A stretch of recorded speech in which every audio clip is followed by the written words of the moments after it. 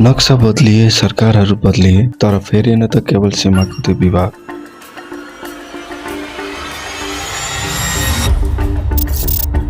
इतिहासको एउटा कालखण्डमा साथीको राजनीतिक ममताको मूल्य आज नेपालले सन् 1926 मा पनि चुकाउनु परिरहेको छ।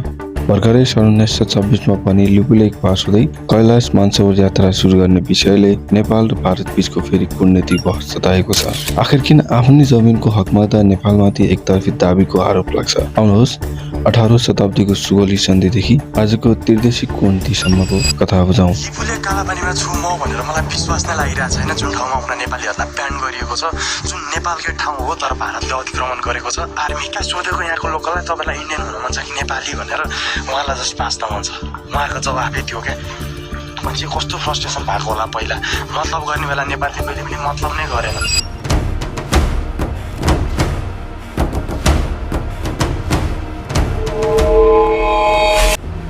यो कथा बुझ्न हामी सन् 1816 भन्दा अगाडि जानुपर्छ। 18औं शताब्दीको अन्त्यतिर दक्षिण एसियाबाट दुईवटा महत्त्वाकांक्षी शक्तिहरूको उदय भइरहेको थियो। दक्षिणबाट वेस्ट इन्डिया कम्पनीले इन्डियाका सब कन्टिनेन्टका ससाना राज्यहरूलाई लिँदै अगाडि बढिरहेको थियो। अर्कोतर्फ उत्तरको पहाडी क्षेत्रमा गोर्खालीहरू एउटा शक्तिशाली र विशाल साम्राज्यको निर्माण गरिरहेका थिए। एकातिर संसारको सबैभन्दा आधुनिक र विशाल हतियार भएको ब्रिटिस फौज थियो, अर्कोतिर पहाडी भूगोल, अदृश्य साहस भएका गोर्खालीहरू। नालापानी, जयथत, मलहका किल्लाहरूमा गोर्खाहरूले ब्रिटिसहरूलाई कडा टक्कर दिए। तर आन्तरिक कूटनीति, कमजोरी र संसाधनको अभावको कारणले नेपालले बिस्तारै आफ्ना पश्चिमी भूभागहरू गुमाउनु पर्यो। सन् 1815 को अन्त्यतिर युद्ध लगभग टुङ्ग्यो र सन् 1816 मार्च 4 मा ब्रिटिसका तर्फबाट लेफ्टिनेन्ट कर्नल बेरिस ब्रेडसो, गोर्खा राज्यका तर्फबाट राजगुरु गजराज मिश्र बीच एउटा मकवानपुरको सुगौलीमा एउटा ऐतिहासिक सन्धि हस्ताक्षर भयो, जसलाई हामी सुगौली सन्धि भन्छौँ। नेपालले सुगौली सन्धिमा आफ्नो कुल भूभाग करिब 1/3 हिस्सा गुमाउनु परेको थियो। पश्चिममा सतलज नदीसम्म पुगेको नेपालको सिमाना महाकालीमा खुम्च्यो। नेपालले कुमाऊँ, गढवाल, सिमला, काकडा, नैनीताल जस्ता ठूला पहाडी राज्यहरू सधैँका लागि गुमायो। पूर्वतिर टिस्टा नदीसम्म पुगेको सिमाना मेचीमा खुम्च्यो। नेपालले सिक्किम, दार्जिलिङ सहितका पहाडी राज्यहरू गुमायो। यसमा वीरगञ्ज, बारा, पार्सा, रौतहट, जनकपुर, मोराङदेखि लिएर पश्चिमको बाँके, बर्दिया, कैलाली र कञ्चनपुरसम्मका सबै मैदान भागहरू परेका थिए। सुगौली सन्धि भएको 9 महिनामै काठमाडौँ दरबारले तराई बिना राज्यको अर्थतन्त्र नचल्ने सक्ने अडान लियो। नेपाली भरदारको अर्को सन्तोष र स्वाभाविक अर्को युद्धबाट डराएर ब्रिटिसहरूले एउटा परिपूरक सम्झौता गरे। सो सम्झौता मार्फत कोशी नदीदेखि राप्ती नदीसम्मको तराई, जसमा वीरगञ्ज, बारा, पर्सा, रौतहट, सर्लाही, जनकपुर नेपाललाई पहिलो पटक फिर्ता गरियो। राप्ती नदीभन्दा पश्चिमको तराई पनि ब्रिटिसहरूले तत्काल फिर्ता गरेनन्। त्यसको 44 वर्षपछि सन् 1957 मा भारतमा ब्रिटिस शासन विरुद्ध ठूलो सिपाही विरुद्ध भयो। तत्कालीन प्रधानमन्त्री जङ्गबहादुर राणाले आफै फौज लिएर ब्रिटिस सरकारलाई बचाउन सहयोग गरे। जङ्गबहादुरको यो सैनिक सहयोगबाट खुसी भएर ब्रिटिसहरूले सन् 1860 मा एउटा नयाँ सिमाना सन्धि गरे। त्यही सन्धि मार्फत सुगौली सन्धिमा गुमेको बाँके, बर्दिया, कैलाली, कञ्चनपुर नेपाललाई फिर्ता गरियो। सुगौली सन्धि भएको केही वर्षसम्म ब्रिटिस इन्डिया कम्पनीका आधिकारिक नक्साहरूले जारी गरेका सबै नक्सामा लिपुद्वारबाट निस्किने नदी नै काली नदी भनेर प्रष्ट रूपमा देखाइएको थियो। The Lipulekh issue, we've already made a statement. This is not a new. Kailash Mansarovar Yatra has been happening since 1954 through this route. So that is where it is. It is not a new development.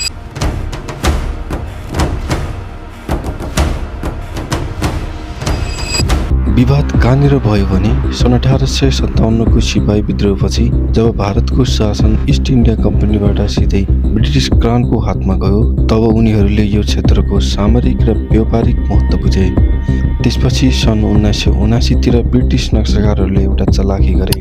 उनीहरूले लिपुद्वारबाट आउने असली काली नदीको नाममा बदलेर कोटुयाङ्ती राखिदिए, तर लिपुलेखतिरबाट आउने सानो खोल्सालाई चाहिँ काली नदी भनेर नयाँ नक्सा छापे।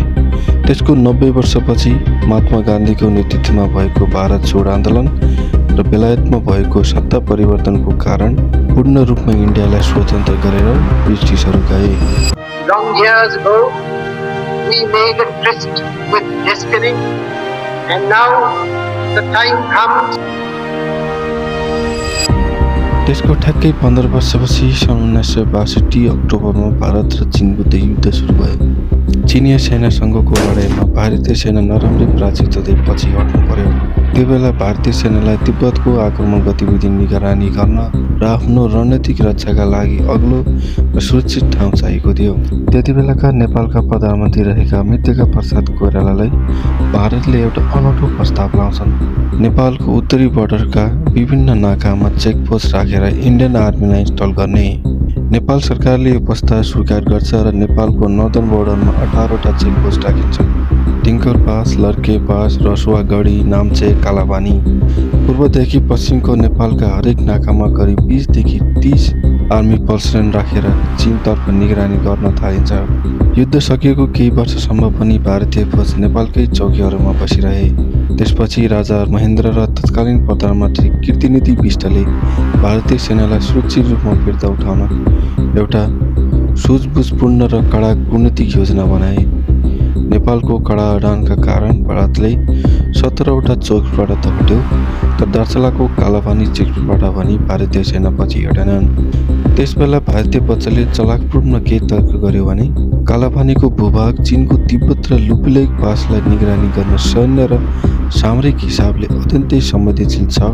नेपालले बाँकी ठाउँ खाली गराउन सफल भए पनि कालापानीको दुर्गमता र कमजोर सञ्चालन र भारतीय सेनाको कडा अडीको कारणले त्यो एउटा चेकपोस्ट त्यति बेला खाली हुन सकेन। तत्कालीन राजनीतिक परिस्थितिको कारण राजा वीरेन्द्रले यसको बडा प्रतिवादन गरेनन् वा रणनीतिक मौन साधे। कतिपय इतिहासकारले मान्छन् कि सन् 1960मा राजा महेन्द्रले प्रजातन्त्र सङ्कुचित गर्दै पञ्चायती व्यवस्था लागू गरेपछि भारत उनीसँग रुष्ट थिए। आफ्नो सत्ता टेकाउन भारतको समर्थन चाहिने भएकोले वा चीनसँग तत्कालको सुरक्षा संवेदनशीलतालाई हेरेर महेन्द्रले भारतीय सेनालाई कालपानीमा बस्दा पनि आँखा चम्किलिदिए।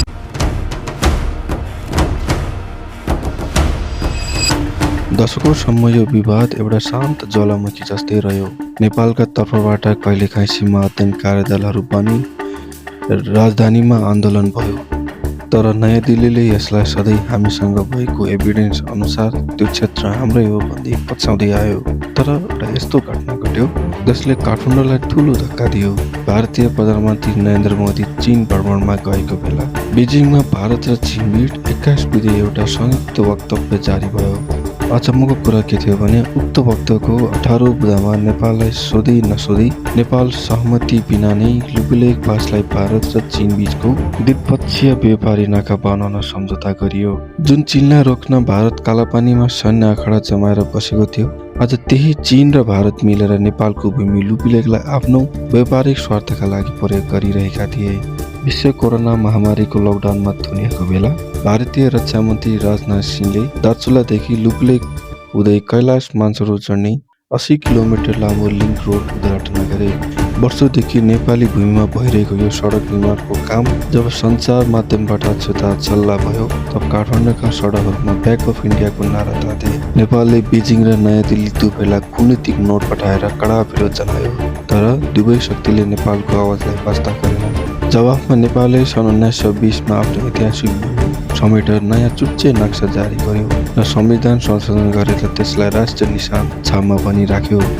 तर नक्सा बदलिए पनि जमिनको वास्तविक स्थिति बदलिएन।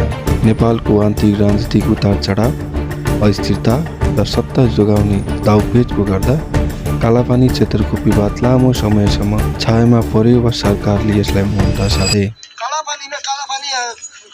आन्दोलन गर्ने चाहिँ हाम्रो भनेर काठमाडौँमा कसैले पनि नगरोस्, किनकि हामीले यहाँ समस्या पर्छ। हामी सधैँ ध्यान ढिलोको हिँड्ने बाटो हो। नेपालबाट भन्दा त सम्भावना छैन, हामीलाई थाहा छ, हाम्रो जुनीमा पनि छैन। हामी काठमाडौँ वा सुविधायुक्त कोठामा बसेर फेसबुकमा कालापानी हाम्रो हो भन्दै स्टार्ट हाल्छौँ, राष्ट्रियताको चर्चा गर्छौँ, सडकमा नाराबाजी गर्छौँ, तर हामीले कहिले सोचेका छौँ त्यो कालापानीको फेदीमा रहेका बाह्य क्षेत्रका गाउँहरू, छ्याङहरू, टिङ्करका रहनताने नेपाली कसरी बाँचिरहेका छन्। वर्षौंसम्म नेपाल सरकारले त्यो क्षेत्रलाई सडक सञ्चारमा जोड्न सकेन। बाह्य क्षेत्रका नेपालीहरूले आफ्नो सदरमुकाम दार्चुला आउनका लागि समेत आफ्नो देशको बाटो प्रयोग गर्न पाउँदैनन्। उनीहरूले भारतको पिथौरागढतर्फको बाटो प्रयोग गर्न भारतको अनुमति पास लिनुपर्ने बाध्यता छ। आफ्नो भूमिमा हिँड्न अर्को देशको निग्राहमा पर्नु जस्तो विडम्बना अरू के हुन सक्छ? काठमाडौँले नक्सा बदल्यो तर त्यहाँका जनताको अवस्था बदल्न कुनै ठोस बजेट वा पूर्वाधार पठाएन। जब काठमाडौँमा भारत विरुद्ध आन्दोलन चर्किन्छ र कूटनीतिक सम्बन्ध बिग्रिन्छ, त्यसको सिधा असर सिमानामा बस्ने ती नेपालीहरूमा पर्छ। भारतले नागा वा पासमा कडाइ गरिदिँदा उनीहरूको दैनिक जनजीवन ठप्प हुन्छ।